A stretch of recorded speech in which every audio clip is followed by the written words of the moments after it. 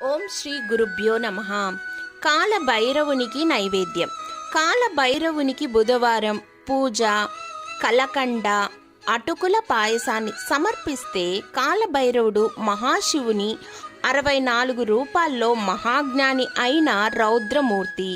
అన్ని శివాలయాల్లో భైరవుడు కొలువై ఉంటాడు. ఇంకా చెప్పాలంటే భైరవుడే శివుని ఆలయాలకు రక్షక దేవుడై ఉంటాడు. అలాంటి కాలభైరవుని అనుగ్రహం కోసం మనం ఏం చేయాలంటే బుధవారం పూట చేయాలి ఒక పూజ. కాలభైరవుడిని పూజించడం ద్వారా దారిద్ర్యం తొలగిపోతుంది, రుణ బాధలు తీరిపోతాయి, న్యాయమైన కోరికలు తక్షణమే నెరవేరుతాయి.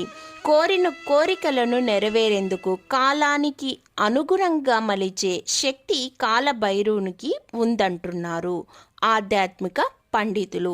ఇక కాలభైరవుని పూజ ఎలా చేయాలంటే వరుసగా 5 బుధవారాలు నిష్ఠగా పూజించాలి. మాంసాహారం ముట్టకూడదు, బ్రహ్మచర్యం పాటించాలి. బుధవారం రోజున సమీపంలోని కాలభైరవుడు లేదా స్వర్ణాకర్షణ భైరవుని సన్నిధికి వెళ్ళాలి.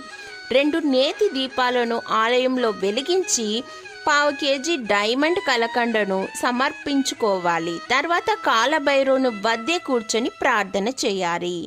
కాలభైరవుని తలచి ధ్యానించాలి. తర్వాత కలకండలోని సగ భాగాన్ని ఆలయంలోని భక్తులకు పంచిపెట్టాలి. మిగిలిన సగభాగాన్ని ఇంటికి తీసుకెళ్ళాలి, కుటుంబ సభ్యులకు పంచిపెట్టాలి. ఇంకా శుక్లపక్షంలో వచ్చే అష్టమి రోజున కాలభైరవుని పూజించడం ద్వారా కూడా ఆయన అనుగ్రహం పొందవచ్చు.